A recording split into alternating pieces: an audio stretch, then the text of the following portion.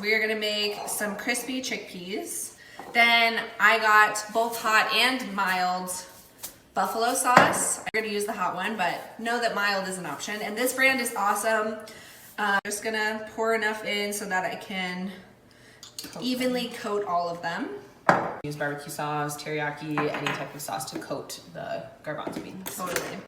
And then just gonna give it a quick stir. Yum. The oven has been preheating to 400 degrees, and we're gonna pop these in for 15 minutes Yeah. until they get crispy. Check them.